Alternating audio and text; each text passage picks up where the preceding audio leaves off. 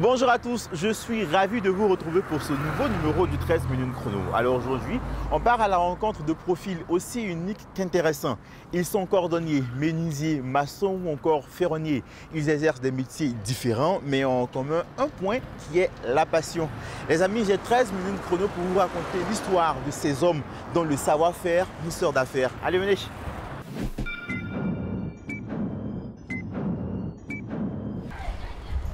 Une nouvelle journée de travail commence pour les techniciens dans ce garage. Les mains dans le moteur, Alexis Ekoussi essaie de donner un nouveau souffle de vie à cette voiture qui est à l'arrêt depuis quelques semaines. Emmené ici par son propriétaire, le réservoir à eau de la voiture ne cessait de couler lorsque celle-ci était dans la circulation. Naturellement, il y a quoi qui reste pour le moment.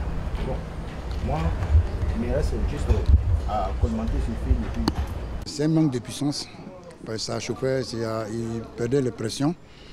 Donc on a mis le check dessus pour pouvoir contrôler, pour voir lequel capteur qui ne donne pas avec le structeur. Ça après tous ces contrôles-là. Il y a des relais, les capteurs qu'on a changés. Donc on va mettre en marche pour voir si tout commence à tourner bien, quoi. Et là, ça s'allume rouge, voilà. Donc c'est bon normalement. Voilà. C'est-à-dire le courant masse passe normalement. Okay. Du coup, il y a une mèche au milieu. Quand la mèche se coupe, quand tu mets ici, ça va s'allumer. Mais là, il ne va pas s'allumer. Okay. Voilà. Quand ça s'allume, c'est que le fusible est bon. Quand on a fini de contrôler, il est parti pour démarrer, pour qu'on puisse contrôler, pour voir si tout va bien à ce niveau. L'objectif ce matin est de rendre la voiture comme neuve.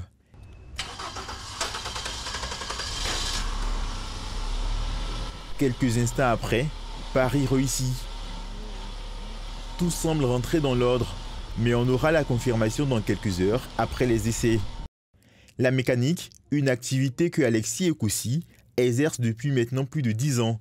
Ils se sont surtout perfectionnés aux côtés de Bakamouri, leur chef, qui comptabilise plus de 40 ans dans le métier. Passionné de mécanique et d'électronique, il ouvre son propre atelier étant encore très jeune. Courage, détermination et abnégation l'aident à avancer. Depuis quand j'étais petit, j'aimais même fabriquer les voitures à petit fer là. Bon, j'aimais beaucoup. Donc à un moment, j'ai décidé à mon papa, j'ai dit bon, moi je vais faire la mécanique. Je sens que ça, je peux m'en sortir. Puis j'ai commencé. Pour être plus professionnel, Bakamouri a structuré son garage. Bon, ici c'est le bureau. Ok. Tous les documents sur la voiture, c'est ici, quand on fait le devis et tout. Donc c'est ici qu'on fait tout ce qui est administration au niveau des voitures. Oui. D'accord. Oui, ça c'est quand une voiture arrive, on va vers la voiture. On mentionne pourquoi la voiture est venue au garage, quelle panne, quel client a déclaré. On écrit dessus. Sa bonne organisation et son sens du travail bien fait ont fait de lui un homme de métier respecté de tous. Si bien que plusieurs établissements professionnels lui confient la formation pratique de leurs élèves. Les amis, on a l'habitude de penser que la mécanique, c'est seulement une affaire d'hommes. Non, c'est aussi une affaire de femmes. La preuve, Roxane, qui est ici depuis quelques mois, elle est une vraie passionnée de mécanique. C'est le cerveau de frein. Le cerveau de frein. Et lui, c'est le maître cylindre. D'accord. Je vais faire comme si je connais, sinon il ne connaît rien dedans. Et dis-moi, Roxane, comment est-ce que toi, tu es arrivée ici? Quand j'ai fini le BTS, j'ai décidé de venir me performer ici, apprendre encore plus. Donc j'ai fini le stage ici. Et vu que je ne faisais rien à la maison, j'ai dit je vais venir encore apprendre. C'est pas très habituel de voir des femmes dans un garage? Oui, les gens le disent quand ils viennent. Ah, tu fais la mécanique, bravo, c'est bien, courage. C'est pas facile, mais vu que c'est un métier qui me plaît beaucoup, c'est ça qui me donne à fond. Dans ma tête, je me disais, avoir quelque chose qui a été gâté et réparé, c'est comme un miracle. Voilà, donc du coup, nous sommes comme les docteurs du véhicule. Voilà, on t'envoie un véhicule, tu répares et immédiatement c'est bon. La panne est réparée. Il n'est pas cher. Si Gaston a autant le doigté dans la cordonnerie, c'est parce qu'il a fait de sa passion son métier. Lui, qui aime tant les chaussures, n'imaginait pas sa vie cloisonnée dans un bureau. Ce qu'il préfère, c'est voir le sourire illuminer le visage de ses clients lorsqu'il leur remet leurs chaussures restaurées. C'est un patient pour moi. Il y a beaucoup de métiers, mais cordonnerie pour fabriquer une chaussure, je me suis dit que c'est le meilleur travail. Quel que soit, on peut dire que c'est dû. Je sais que personne ne va pas marcher pieds nus. Ils vont venir payer la chaussure pour porter. C'est ça qui m'a attiré. J'ai dit qu'il faut que je fasse ce métier-là. Ce qui est difficile, c'est que ces chaussures à réparer. Réparation. Et si chaussure est gâtée, ils ont envoyé. C'est ça qui est un peu difficile. C'est difficile à réparer parce que la chaussure était... Disons, ceci est fabriqué, maintenant c'est gâté, ça veut dire que ce n'est plus dans le même état. Il faut remettre encore sur le même truc là, ça donne beaucoup de réflexion. Dans son travail, il découpe, assemble, monte, colle et réalise des coutures. En bon cordonnier, il est aussi artisan. Les dizaines de chaussures derrière lui ont toutes été faites de ses mains. Ça, je peux dire, ça c'est soulier. Ok. Ça c'est soulier. C'est fait avec quelle matière? Ça c'est du cul. C'est du cul. Ça là, ça ne se gâte pas vite. Chaussures, je peux dire que ça c'est les chaussures fermées. Ça là, bon, il y a des gens qui aiment ça. C'est simple. Pour que peut-être du lundi au samedi, au vendredi plutôt, tu es dans soulier. Mais il y a des gens comme les fonctionnaires, ils viennent payer ça au moins pour les samedis pour qu'ils portent. C'est vrai que ça allait vraiment relax. Les orteils vont pouvoir respirer quand on porte ce genre de chaussures là. Tous les papas qui aiment porter les gros pains là, ils aiment les chaussures comme on va. C'est ça, c'est ça. Ça c'est les babouches. Comme par exemple, bon, souvent c'est les musulmans qui viennent payer. Comme on est dans un moment de Ramadan, ils viennent payer ça. Ça c'est babouche en cuir.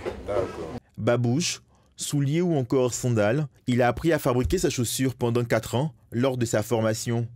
Elles sont vendues entre 8 et 12 000 francs la paire. Direction maintenant un autre quartier de Yopougon à la rencontre d'un autre artisan qui a le savoir-faire au bout des doigts.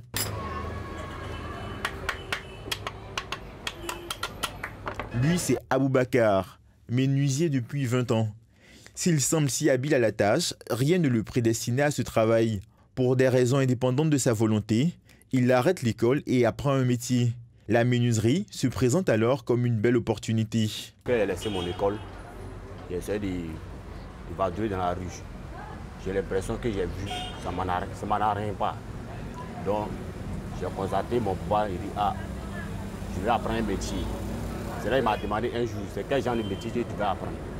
Je lui dis, je vais apprendre la menuiserie. Il dit, la menuiserie que tu vas apprendre, est-ce que ça peut t'arranger? Je lui dis, je vais essayer pour voir. Donc, dans ça, juste, il m'a mis dans le métier. Pendant ces 4 années d'apprentissage, il s'évertue à assimiler le plus rapidement possible pour vite prendre son autonomie. De la théorie à la pratique, en passant par le management des clients, rien ne lui échappe. Aujourd'hui, il a la maîtrise de la scie. Bon, en ce moment, il va fabriquer une petite coffre. D'accord. Puis pour y mettre un peu de l'argent pour composer et puis économiser un peu d'argent. Tu peux nous montrer comment tu fais? Oui, je peux vous montrer comment je fais. Je prends les dimensions en fonction de la caisse que je vais fabriquer. Voilà. Gentiment, j'ai formé la caisse. Ok. Voilà, je reste juste à fermer en bas et puis faire la fermeture. D'accord. Pour que mes petits jetons de thé et gagnants, pour qu'ils mettent dedans. Je trace. Ok. Je trace en bas pour pouvoir le découper. Je tourne un peu la caisse rapidement. Juste en au moins 10 minutes, j'ai déjà fini la caisse. Ok. C'est vraiment rapide, chap. C'est rapide, c'est rien. Maximum de clients. Engrais 7e tranche. Au premier étage de ce bâtiment, Alexis, ça va? Nous retrouvons Aristide et son associé. Les deux hommes se sont assignés pour mission d'aider les artisans à avoir plus de visibilité en les affichant sur le digital. Pour cela, ils ont créé une application. Elle met en relation les artisans et les particuliers qui ont besoin d'un service. Électriciens, plombiers, ébénistes ou encore brodeurs, l'application regorge plus d'une centaine d'artisans repartis dans différents secteurs d'activité. J'ai ma climatisation qui est en panne, donc je vais réserver un frigoriste. Donc je clique dessus et je fais la réservation. Donc je lui dis par exemple, c'est-à-dire des artisans qui ont de la compétence mais qui n'ont pas toujours la bonne adresse. Des applications qui mettent en relation des particuliers et des professionnels dans un domaine, on en trouve un peu partout sur le continent. Comme Théa, la plateforme africaine qui met en relation patients et médecins, ou encore Tranquille, qui crée le lien entre ceux qui ont besoin de talent et ceux qui souhaitent proposer leur talent ou leur temps. MyService Plus n'est pas pionnier en Côte d'Ivoire dans son domaine, mais compte arriver à se démarquer. Parce que de l'autre côté, les gens sont plus professionnels, les gens respectent les délais, tout ça. Ici, nous avons mis l'accent sur la formation de nos artisans. Si nous ne faisons pas une formation dans leur cœur d'activité, c'est-à-dire si vous êtes électricien, on ne vient pas vous former dans l'électricité, on vient vous former à pouvoir faire un devis, par exemple, à pouvoir se comporter vis-à-vis d'un client, à pouvoir se tenir, comment se tenir devant un client, comment se prendre, tout ça. Et quels sont vos droits, quels sont vos devoirs? Cordonniers, menuisiers, maçons ou encore mécaniciens, ils sont des milliers en Côte d'Ivoire à exercer ces métiers, la plupart du temps dans le secteur informel. Pour être plus productifs, ces différents secteurs d'activité ont besoin d'une meilleure structuration.